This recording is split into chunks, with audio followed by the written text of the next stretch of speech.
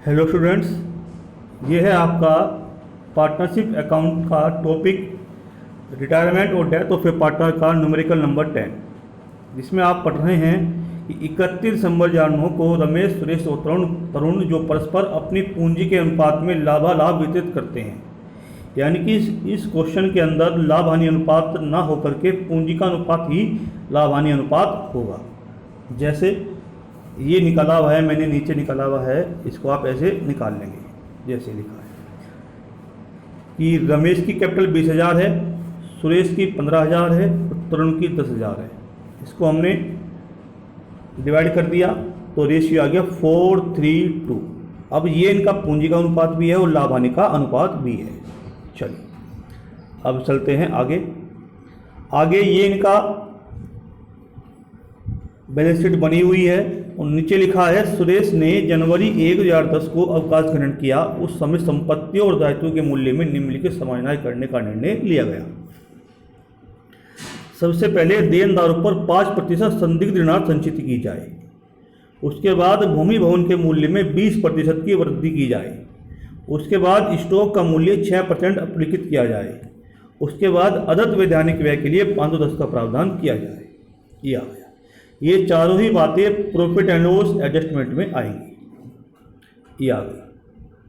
ये रहा PL adjustment account. जो संपत्तियां घटी हैं उनका मूल्य डेबिट साइड में आएगा। ये रहा 3 संपत्तियां। और भूमि भवन का मूल्य बढ़ा है तो क्रेडिट साइड में आएगा। जैसे सबसे पहले इधर है to provision for bad and doubtful debts 500 रुपये का, 10,000 का 5% 500 रुपये। रहतिया 8,000 रुपये का 6% 480 रुपये। और अदत्त वैधानिक व्यय के लिए 510 का प्रावधान 510 रुपये ये आ गया। और भूमि भवन का मूल्य 20% की दर से बढ़ा दिया जाए, वो ये आ गया। इसके बाद हम जोड़ लगाएंगे। जोड़, अब यहाँ का टोटल बढ़ा है, इसको पहले हमने यहाँ पे लगाया, फिर यहाँ भी लिखा और इसमें से ये सारा माइनस किया, ये आ गया। और इसको हमने बांट दिया पूंजी के अनुपात में, ये रहा 4:3:2 में। इसको हम ऐसे बांटेंगे 3,510 मल्टीप्लाई 4/9, क्योंकि जो इनका रेशियो है 4:3:2 का टोटल आता है वो 4, 3, 7, 2, 9 आता है। तो हमने इसको ऐसे बांट दिया। ऐसे ही रमेश का, ऐसे ही सुरेश का, ऐसे ही तरुण का। चलिए अब हम चलते हैं पार्टनर्स कैपिटल अकाउंट की ओर। सबसे पहले यहां पर लिखा है बाई बैलेंस बीडी। ये रही, तीनों की हमने पूंजी लिखी है। ये रही रमेश की, सुरेश की, तरुण की। उसके बाद पीएल एडजस्टमेंट अकाउंट, जो ऊपर खाते में प्रॉफिट आया है उसको डेबिट से हम पार्टनर्स कैपिटल के क्रेडिट साइड की ओर लेकर के आए हैं। उसके बाद सामान्य संचय, जो आपका चिट्ठे में लिखा हुआ है, उसको हमने लाभ हानि अनुपात में बांट दिया। ये रहा, ये हो गया। उसके बाद है भैया ख्याति।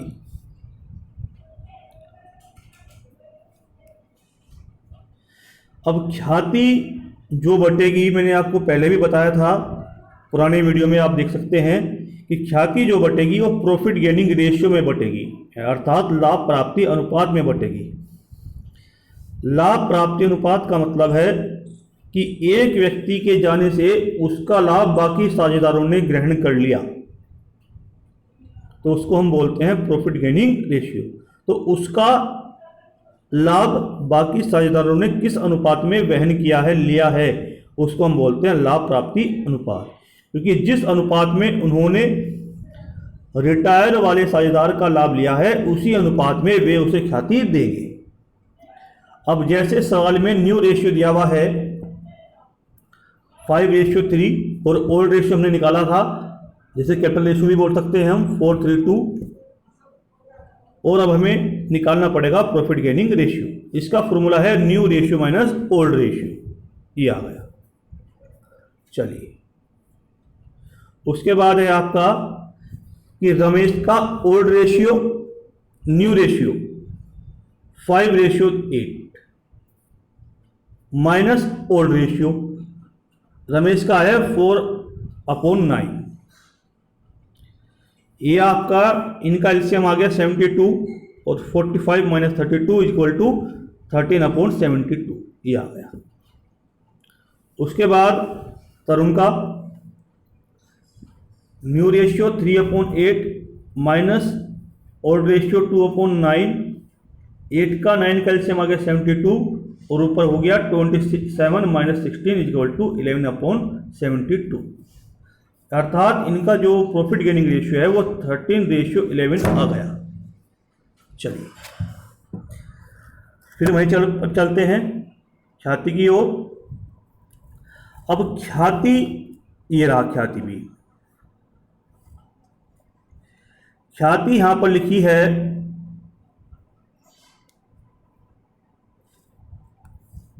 ख्याति है फर्म की, जो ख्याति है वो है आपकी 10,800 रुपये पूरी फर्म की।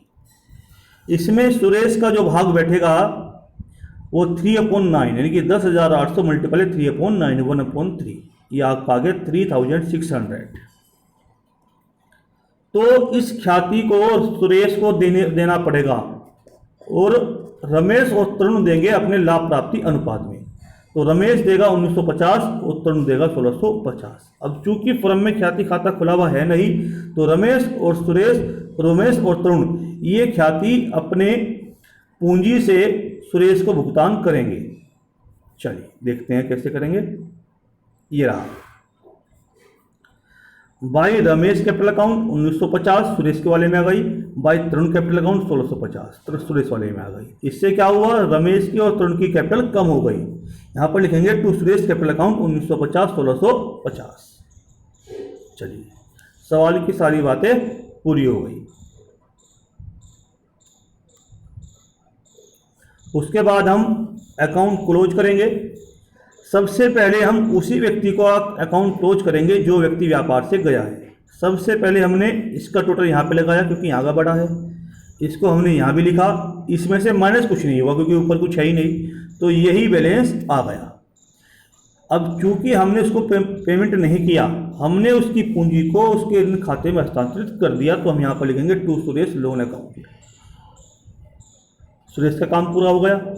उसके बाद रमेश का अकाउंट क्लोज करेंगे, इसको जोड़ करके यहाँ पे लिखा, यहाँ भी लिखा, और ऊपर जो लिखा है ये माइनस किया, ये आ गया, इसको लिखेंगे टू बैलेंस सीडी। ऐसे ही तरुण का इसको प्लस करके यहाँ पे लिखा, यहाँ भी लिखा, ऊपर जो लिखा है वो माइनस किया और ये आपका बैलेंस आ गया, इसको हम लिखेंगे टू बैलेंस सीडी। यानी कि अब जो साझेदार बचे हैं रमेश और तरुण, उनका बैलेंस ये वाला है 27,610 और 13,130। चलिए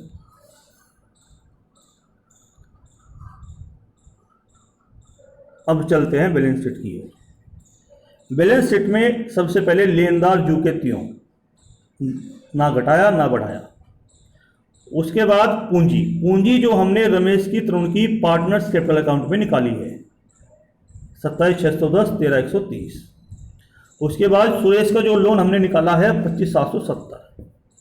उसके बाद समायोजनाओं में एडजस्टमेंट के अंदर जो नंबर 4 थी कि अदत्त वैधानिक व्यय के लिए 510 का प्रावधान किया जाए, 510 रुपये ये आ गया। उसके बाद कैश अकाउंट, संपत्तियों में cash account same to same जुकत हुआ गया, बैंक सेम टू सेम क्योंकि ना कोई चेंज हुआ है, कुछ नहीं हुआ। भूमि भवन का मूल्य 25,000 था, 5 हमने इंक्रीज किए हैं जो हमने पीएल एडजस्टमेंट के क्रेडिट साइड में लिखे हैं, वे प्लस करके 30,000 आ गया। Plant same to same, debtors 10,000 थे और 5% की हमने संचित की है तो माइनस करके 9,500। उसके बाद रहतिया 8,000 रुपये और 6% 480 हमने किया है डिक्रीज, तो माइनस करके आपका आ गया 7,520। ये आपका आ गया टोटल दोनों तरफ का 80,820 80,820। चलिए उसके बाद हम चलते हैं जर्नल एंट्रीज की ओर।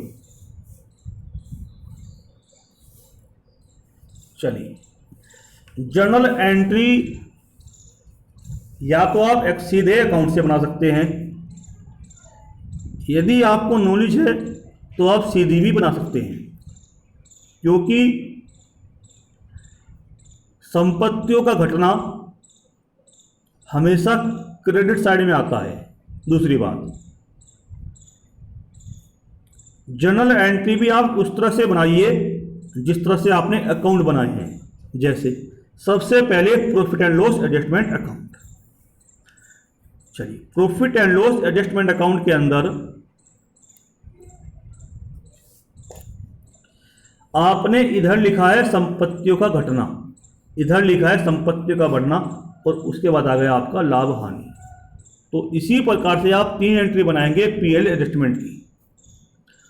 दूसरी बात, जब भी आप खातों से एंट्री बनाते हैं तो एक साइड में, चाहे तो डेबिट में चाहे क्रेडिट में, एक साइड में अकाउंट का नाम आना ही आना है। जैसे यदि आप हीप से एंट्री करते हैं, अकाउंट से ही एंट्री करते हैं, तो ये जो 2 वाली चीज़ें हैं, 2 वाले आइटम्स हैं, ये 2 में ही रहेंगे, तो डेबिट में खाते का नाम आ गया। तो पहली एंट्री क्या बन गई? PL adjustment account debit to provision for bad and doubtful debts to stock account to outstanding legal expenses account. चलिए वहीं पर देखते हैं, ये रहा देखो, PL adjustment account debit to provision for bad and doubtful debts to stock account to outstanding legal expenses account. चलिए अब चलते हैं बढ़ने वाली की तरफ। तो बाई वाला होता है डेबिट का, यानी कि land and building account debit, और 2 में क्या गया, क्या बताया था, एक साइड में खाते का नाम, तो 2 पीएल एडजस्टमेंट अकाउंट। चलिए देखते हैं, ये रहा land and building account debit to PL adjustment account. चलिए अब तीसरी एंट्री आपकी है लाभ हानि की एंट्री, ये रही। अब ये है 2 के अंदर, तो डेबिट में क्या आ गया, खाते का नाम, यानी कि PL adjustment account debit to Ramesh capital account to Suresh capital account to Tarun capital account. चलिए ऐसे ही बनाएंगे, देखो ये बनाई हुई है, ये बनी हुई है, ये बनी हुई है, ये बनी हुई है। चलिए उसके बाद आपका आ गया partners capital account,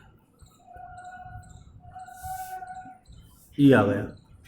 partners capital account में सबसे पहले बैलेंस की एंट्री नहीं बनती, बैलेंस की एंट्री नहीं बनती।